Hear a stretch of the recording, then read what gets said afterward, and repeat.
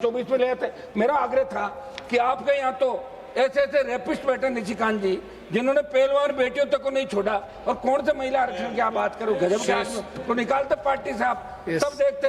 आज एक minute last सभापति जी, एपिस्टीन का जो मामला था उसमें तो आपके एक मंत्री का नाम आ गया था। मंत्री जी बैठे प्लीज और ये बैठे हैं, बताओ आराम से। भास्कर बागरे जी, जरा सा भी वो नहीं है कि भाई किस तरह नाम इनका आया। धन्यवाद। दुर्भाग्य है पूरा। समझ महोदय, मैं राष्ट्रीय लोकतांत्रिक पार्टी की तरफ से स्पष्ट करना चाहता हूँ कि हम महिला आरक्षण के पक्ष में हैं और महिला वर्ग को सम्मान मिले, महिलाओं को उचित राजनीतिक प्रतिनिधित्व मिले, ये हमारी विचारधारा भी है। हम महिला आरक्षण के खिलाफ नहीं, लेकिन इस तरह के मनमानी वाले और दलित, आदिवासी, ओबीसी वर्ग तक कमजोर राजनीतिक प्रतिनिधित्व वाले मुस्लिम समाज को नुकसान पहुंचाने वाले परिसीमन का राष्ट्रीय लोकतांत्रिक पार्टी विरोध करती है। महोदय, इस सदन में वर्ष 2023 के अंदर जब नारी शक्ति वंदन विधेयक लाया गया, तब हमने उस वक्त भी महिला आरक्षण समर्थन किया था और सरकार से पूछा कि इस आरक्षण को कब और किस रूप में लागू किया जाएगा। तब सरकार ने जवाब दिया कि जनगणना के बाद इसे लागू करेंगे, और हम सभी विपक्षी साथियों ने जातिगत जनगणना की मांग उठाई। इस पर भी सरकार को सहमत होना पड़ा, लेकिन अब जातिगत जनगणना से पहले आप ये परिसीमन विधेयक लाकर दलित, ओबीसी और मुस्लिम वर्ग के हक और अधिकारों पर प्रश्न खड़ा कर रहे हैं। सौद महोदय, मैं आपके माध्यम से सरकार से पूछना चाहता हूं कि आने वाले दिनों में पश्चिम बंगाल और तमिलनाडु के चुनाव है, वहां आचार संहिता लगी हुई है। ऐसे में ऐसी क्या नौबत आ गई जो चुनाव के मध्य बिल लाए गए और देश की जनता में जो चर्चा है उससे स्पष्ट हो गया कि महिला आरक्षण के नाम पर सत्ता पक्ष केवल दिखावा करने में भरोसा रखती है। सौद महोदय, परिसीमन के प्रस्तावों को लेकर देश भर से कई गंभीर चिंताएं सामने आई। असम और जम्मू कश्मीर में जिस तरह से परिसीमन किया गया, वे दिखता कि इन विधेयकों का असली उद्देश्य और विषय वस्तु छल कपट से भरी है और इनका प्रभाव बेहद व्यापक और नुकसानदेह। इन्हें उनके वर्तमान स्वरूप में पूरी तरह खारिज किया जाना चाहिए। सौद महोदय, मैं आज इस सदन में गहरी चिंता और जनता की आवाज लेकर खड़ा हुआ हूँ, क्योंकि विषय केवल तकनीकी या प्रशासनिक नहीं बल्कि देश के लोकतांत्रिक ढांचे, संघीय संतुलन, सामाजिक न्याय के आत्मा जुड़ा प्रश्न है। महोदय, संविधान संशोधन कोई साधारण विधायी प्रक्रिया नहीं होती। ये देश की मूल भावना, संविधान निर्माताओं के विजन और जनता के विश्वास को प्रभावित करती है।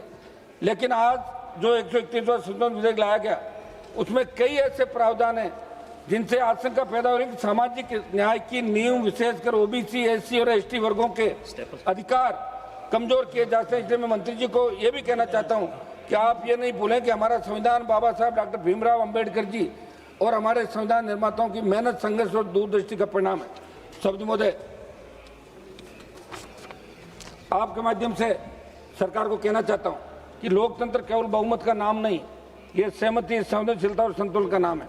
आज देश में धारणा बन रही है कि महत्वपूर्ण संवैधानिक बदलाव बिना व्यापक चर्चा, बिना जन सहमति के किए जा रहे हैं, जो बहुत बड़ी चिंता का विषय है, क्योंकि हम विश्व के सबसे बड़े लोकतांत्रिक देश के नागरिक भी हैं। मैं स्पष्ट कहना चाहता हूं, लोकतंत्र नंबर गेम नहीं। समझ महोदय, लोकतंत्र विश्वास का नाम, और एनडीए की सरकार के पिछले कुछ वर्षों के कार्यकाल के अंदर देखें तो सरकार उसी विश्वास को तोड़ने का काम करी जिस विश्वास से देश की जनता ने उन्हें बहुमत। भारत में बड़ा हिस्सा ओबीसी वर्ग का। समझ महोदय, ओबीसी का आरक्षण भी है। अगर जातिगत जनगणना के बाद सरकार कुछ करती तो सरकार का संदेश सकारात्मक जाता। आप देखो, सरकार कह रही 2011 की जनगणना के आंकड़ों के हिसाब से हम करेंगे। 5 वर्ष से अधिक का समय हो गया, अब तक नई जनगणना नहीं हुई। कुछ समय पहले ही प्रारंभ हुई। आप ये तो 2011 की जनगणना के आधार पर कर रहे हो, मगर देश में कई योजनाएं, विशेषकर गरीबी जुड़ी योजनाओं जनगणना के आंकड़ों के हिसाब चलती है। और 2011 के बाद जनसंख्या बढ़ी, मगर आपने गरीबों के लिए लाभों की सीमित योजनाओं का लाभ देने में क्यों नहीं सोचा कि जनगणना का इंतजार किए बिना जनता को उन योजनाओं का लाभ प्रदान करें जिसकी वास्तव में उन्हें जरूरत है। सभापति महोदय, जातिगत जनगणना के बाद सरकार एक कदम उठाती और ओबीसी वर्ग के लिए भी विधानसभा और लोकसभा में आरक्षित प्रावधान रखती तो, और जनगणना के बाद एससी एसटी की सीटों को बढ़ाने का प्रावधान रखती तो शायद देश की जनता कहती कि सरकार बाबा साहब के आदर्श और विचार को मानती है। मगर जनगणना में देरी होगी, इसलिए हम ये बिल लाए। इस देरी की जिम्मेदार भी सरकार। इसलिए मैं प्रधानमंत्री जी को पूछना चाहता हूं कि सबसे बड़ी बात यह है कि इतने बड़े संवैधानिक बदलाव बिना व्यापक चर्चा और सहमति क्यों लाए जा रहे हैं। चर्चा समाज लोकतंत्र का हिस्सा, मगर न राज्यों से समाज, न सभी दलों से सहमति। सिंगल मेंबर पार्टी को तो बुलाया नहीं आपने, न जनता जरा है। क्या आपकी यही वो तरीका जिसे आप लोकतांत्रिक व्यवस्था का हिस्सा बता रहे हैं। समझ महोदय, मेरे से पूर्व कई सदस्यों ने कहा कि हमारा लोकतंत्र व्यक्तिगत वोट मूल्य के सिद्धांत का आधार है। ये एक न्याय संगत सिद्धांत है जो आदरणीय बाबा साहब भीमराव अंबेडकर द्वारा निर्मित हमारे संविधान के नीति है, यानी प्रत्येक नागरिक को एक वोट देने का अधिकार, उस वोट का मूल्य बराबर है, चाहे किसी गरीब का वोट है, करोड़पति का, महिलाओं का, पुरुष का, चाहे वो नागरिक किसी भी राज्य में निवास करता हो, सबके वोट का मूल्य बराबर। इस सिद्धांत हमारे लोकतंत्र की बुनियाद है। माननीय काशीराम जी ने भी कहा था कि जिसकी जितनी संख्या भारी उसकी उतनी हिस्सेदारी का नारा दिया था, यानी राजनीतिक प्रतिनिधित्व जनसंख्या का आधार पर होना चाहिए। सौद महोदय, 2011 की जनगणना के अनुसार, मैं राजस्थान की बात करूं जहां से मैं आता हूं, जनसंख्या 6.85 करोड़ थी। राजस्थान में 6.85 करोड़ को 14.20 लाख की जनसंख्या प्रति लोकसभा विभाजित करने पर 48 लोकसभा निर्वाचन क्षेत्र बनता का परिसीमन होता है। लेकिन आप जो कर रहे हैं, एक मिनट साहब, आप जो कर रहे हैं इससे 10 लोकसभा की सीटों का नुकसान होगा। इसलिए आप जवाब दें कि इस विषय में राजस्थान की जनता सरकार की मंशा को जान सके। सौद महोदय, मेरा कुछ सुझाव है, क्या इन विधेयकों को लाने से पहले पर्याप्त पब्लिक कंसल्टेशन लिया गया, बिल को जल्दबाजी में लाया गया जिससे सांसदों को अध्ययन का समय नहीं मिला? एक दिन पहले बिल मिला था, आपने ऐसा क्यों किया? देश की जनता के मन में प्रश्न है कि क्या बिल संविधान के मूल अधिकारों का उल्लंघन करता है? कई राज्यों की बड़ी शंका है कि सरकार का कदम क्या संघीय ढांचे को कमजोर करता है? क्या सरकार दक्षिण भारत और अन्य संतुलित जनसंख्या वाले राज्यों के हितों की रक्षा करेगी? क्या सुनिश्चित किया जाएगा कि संसद में प्रतिनिधित्व का संतुलन बिगड़ा नहीं?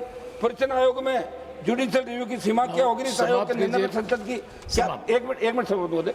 मेरा यह आग्रह है कि इसको जो अभी महिला के बारे में आज जो बात कही गई सारी, प्रधानमंत्री भी चिंतित थे, विपक्ष के लोग चिंतित थे, लेकिन 14 से 26 आ गया, मना कौन कर रहा था?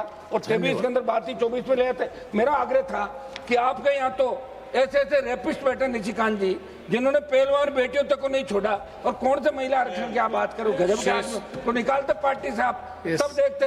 आज एक मिनट लास्ट सभापति जी, एपस्टीन का जो मामला था उसमें तो आपके एक मंत्री का नाम आ गया था। मंत्री जी बैठे प्लीज और ये बैठे हैं, बताओ आराम से। भास्कर बागरे जी, जरा सा भी वो नहीं है कि भाई किस तरह नाम इनका आया। धन्यवाद।